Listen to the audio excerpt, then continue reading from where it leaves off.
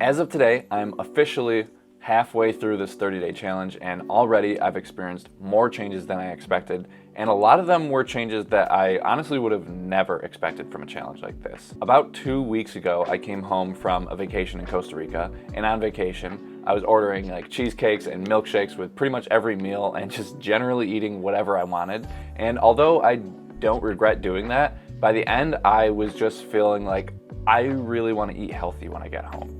And I know from personal experience that if I just tell myself that I'll start eating healthier, it's not gonna happen. And I need some hard rules to stick to. So what I landed on was no sugar, no oil, no white flour products, and no restaurants for the next 30 days.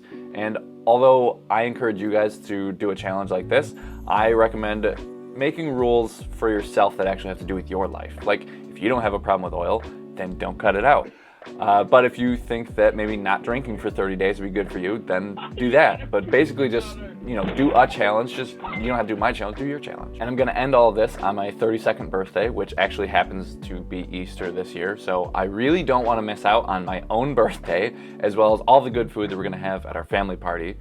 But before I get into what I've learned thus far, and the unexpected changes that have already happened, I wanted to just mention something I listened to on a podcast the other day because it was just so perfectly timed with this challenge that I'm doing, and it kind of made me realize that deep down, I think this is probably also why I wanted to do this sort of challenge. Recently, I've been feeling kind of just stuck in a rut and I've just been too comfortable. And on this podcast, it was Andrew Huberman interviewing David Goggins. And Andrew was telling Goggins about something called the anterior mid-cingulate cortex. Fancy name, doesn't matter what it's called. But basically it gets bigger when you do things that you know you should do and you don't want to do, but you do them anyway. And it gets smaller when you haven't done anything in a while that you haven't wanted to do. And I think right now that part of my brain is probably tiny. But hopefully, after saying no to birthday cake and candy every time I go to the store. Like this is very tempting. I walk by this huge tray of chocolate covered marshmallows, and usually I would pick one off and try to, just eat one. Same. But there's definitely, you said there's been a couple times you almost ate some candy, right? Yep. Yeah, I've almost eaten and candy I remembered, I promised I wouldn't. It's just a habit. I know. I guess I didn't realize how much I do it. Yeah, same. So first of all, let's get into the stuff that I've learned so far. Number one, when you're on a restrictive diet, being prepared is key because you can't go to restaurants anymore. You can't get some frozen convenience food and just stick it in the microwave, which is what I used to do all the time. Now, when one of your recipes is almost gone, you better make a new one. Or as you even start running low, make some food before the other one runs out because cooking while you're hungry is the worst. I'm sure you've been there. I don't need to tell you how much it sucks. But that brings me to point number dos. Invest in a lot of fruit. It's super convenient and healthy, and what I eat most of the time when I run out of food and I'm just now I have to cook and I'm starving. And it's just replaced a lot of my other snack foods that I would have had before, like protein bars or hummus and chips, chocolate, whatever. And number C, being prepared for social gatherings. I brought everybody's favorite food. Mangoes? What's favorite food? Mangoes. I don't. Mangoes. I don't think that's anyone's favorite food. I love mango. Yeah, Hey, you like mangoes, huh? Tim wanted us to act like we were upset because of the... Which kind of goes hand in hand with what I said before about being prepared. But I think we've all heard that you'll do better at avoiding unhealthy foods. I've noticed this. If you just don't bring them in the home in the first place. Just leave them at the grocery store. And this is 100% true, very simple, but not always easy advice to follow. But that's what gets even harder is navigating social situations without going off your diet. I had to say no to someone's birthday cake at a party, chips and dips at another party, chocolate and candy every time that I went to my parents' candy shop. A drop is okay to try. That's no means no, That's Scott. discipline. Are you sure? If you don't know, that's where I run my other YouTube channel. So I'm there all the time. And the biggest thing I learned was to either bring your own food or fill up before you go. And never attend a function or party of any kind on an empty stomach and think that you'll just use your will to not eat something unhealthy, because you are fighting a biological urge with an industry that spends billions of dollars every year just to make the most highly palatable, addicting foods imaginable. And if you're not prepared for that battle by attending with a full stomach or at least something to eat while you're there, then you're really setting yourself up for failure. So the best way to win that fight is to not even have it. So those are the things that I learned. Now let's talk about the unexpected changes so far. Now this is something that I was hoping to change, but at the same time I wasn't exactly expecting it to happen either. But if you look at this video that I shot before this challenge, I developed this red dry spot on my neck. But after just a couple days of eating healthy, it slowly started fading away, and now it's like barely even there. I don't know if you can even yeah, you can probably still see it, but I don't know what caused it to begin with, but I'm glad to have healthier skin either way. And I'm also interested to see if it'll actually come back once I start eating normally again. Although I am hoping that after this challenge, my habits change a little bit for the healthier. But speaking of habits that I did not expect, I started going to the library. Not something I expected would happen from just trying to eat healthier, but usually if I wanted to leave the house and see other human beings and get some work done, I would go to a coffee shop. But since I can't eat or drink anything at a coffee shop and I don't want to unnecessarily tempt myself, I started going to the library instead. And now I have a favorite local library.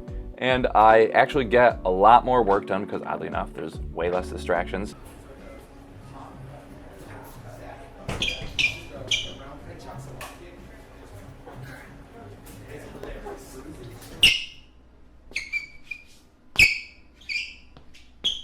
But along with no longer going to cafes, I haven't sat down and actually crunched the numbers, but I'm pretty sure I'm spending less money on food overall. And I've just been occupying different parts of the grocery store. Like most of my grocery shopping now happens in the produce section, like a little bit in the canned food section, like maybe for some beans, and a little bit for the frozen fruits and vegetables. But I'm no longer buying protein bars and plant-based meats and cheeses.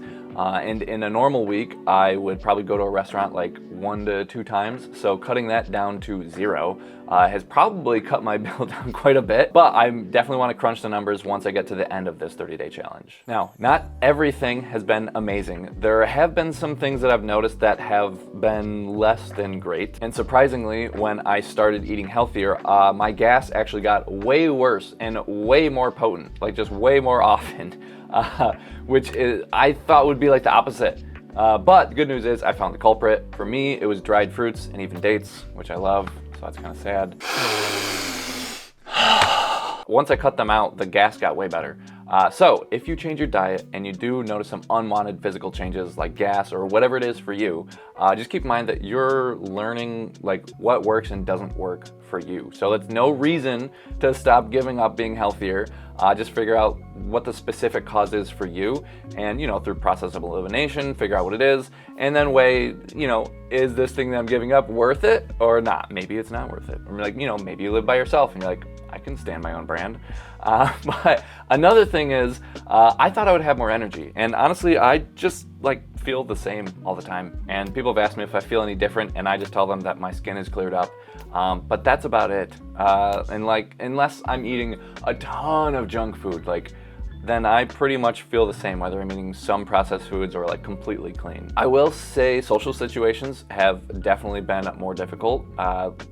It's just harder to say no to things when you really want them, and especially when everyone around you is raving about the birthday cake and you want to be included, but you're just sitting there eating some kind of unripe watermelon because it's March and you live in upstate New York.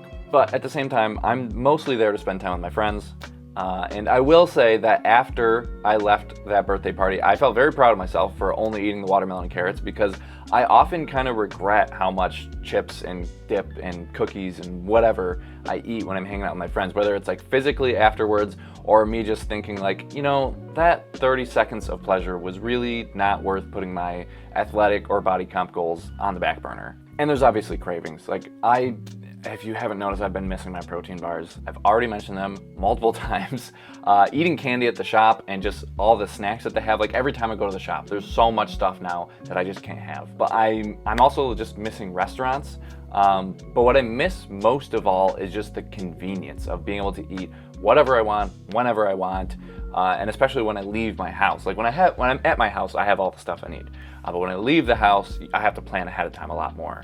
and I definitely feel like I'm sacrificing something, and I kind of can't wait for these 2 weeks to be up. Although, like I said, I'm still planning on hopefully being healthy after this ends. I think what's probably gonna happen is I'll eat like relatively healthy like I have been recently, but then if I wanna go out and go to a social situation, I'll probably, you know, I'll have the birthday cake, I'll go to a restaurant. But we'll check back in 2 weeks and see if I've broken yet. So this is my first like sweets thing in a month. Sad.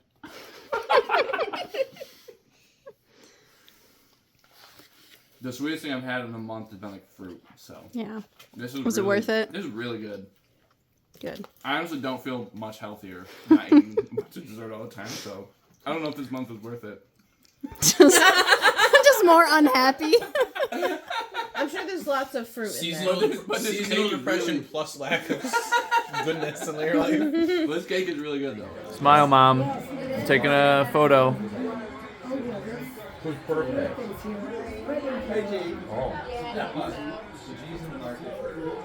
It's heavy. Are you funning with me? I would never. This is a video and you're pretending it's a photo. Right, Chris? Is that something I would do? Yes, because you've done it before. So, was this challenge worth it? Yes and no. On the one hand, I looked at my average food bill, including going out to eat, grocery shopping, buying food specifically for recipe videos, and I was spending $868.30 a month on food, which for one person is a lot. Although, like I said, some of these things were specifically for recipe videos, so costs of running a food-based YouTube channel. But this month, I spent $608.63. Now, both of these months were not particularly budgety. If I wanted something, I just bought it. And during this month, I was getting so tired of this diet that I even paid $147 for exotic fruit to be shipped to my house. I'm not gonna name the company because I don't want to drag them, but I did not feel that it was worth it. But because a lot of what I was eating was rice, beans, potatoes, TVP, salsa, oats, bananas, stuff like that, my grocery bill was generally pretty low, even without trying to budget. And if you take out the $147 that I spent completely unnecessarily on exotic fruit, it would have been $461.63, which would have been cut almost in half, probably thanks to not eating out at restaurants for a month. But also, the food I was eating was generally cheaper, again, excluding the exotic fruit. So saving money without even trying was definitely one of the pros. But on the other hand, I didn't really feel any different. No more energy or anything, but I did enjoy my food a lot less, and everything was a lot less convenient. I spent more time cooking, more time planning, and I think this whole challenge just would have been a lot more sustainable if I didn't give myself such harsh rules. Like, no sugar would have just been a breeze compared to this. I will say though that on my birthday / Easter, we had a big family party, and I had a lot of junk food the day my healthy month was over, and my stomach was just like in knots and just feeling very crampy, which I had not felt for the last month. So like I said before, I generally don't feel any different if I eat like some processed foods, but if I really go overboard, like I did on my birthday, that's when I really start to feel it. And skin update. My skin has definitely continued to improve. Even though I'm back to eating basically whatever I want. It'll be a bit healthier than before. So maybe diet related, maybe not. Maybe it was just because it was winter and skin usually gets drier in the winter, although I've never had a dry spot on my neck before. But I don't know, I'm not a dermatologist. But I will say, all in all, I'm actually glad I did this challenge. It was definitely good for me just to challenge myself and to realize how much money I was spending on food every month, which I had not realized it was that much. But it also solidified for me that I can have a little bit of junk food as long as I don't go overboard. I feel just as healthy as if I were a vegan saint for a month. And it was just good for me to reset my habits. So going forward, I think my food budget will be a bit less than it was before, and I'll be a bit healthier than I was before. So a win-win, definitely accomplished my goal. It just sucked a lot while I was doing it. It was a hard month. So let me know in the comments if you guys are gonna torture yourself with a challenge like I did.